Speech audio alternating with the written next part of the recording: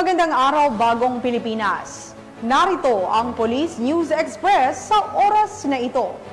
Santo Niño PNP nagbigay ng security assistance sa isinagawang relief good operation sa Santo Niño, Cagayan. Magbabalita dyan si Patrolwoman Micheline Balyada. Nagbigay ng security assistance ang mga kapulisan ng Santo Niño Police Station sa isinagawang relief operation sa mga evacuees ng Barangay Nyug Sur at Norte ng Santo Niño, Cagayan.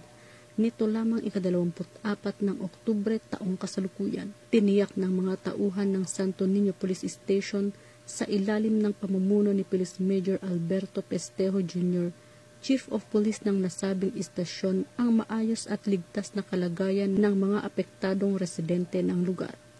Pinangunahan din nila ang pagbibigay ng security assistance sa mga evacuees at pagtulong sa pagbibigay ng mga relief goods sa mga naapektuhan ng nasabing bagyo. Patuloy naman ang pagsisikap at pamamahagi ng tulong ng Santo Niño PNP upang matiyak ang kaligtasan at seguridad ng mga tao sa gitna ng kalamidad.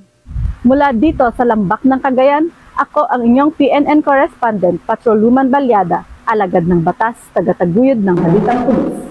Maraming salamat, Patrolwoman Balyada.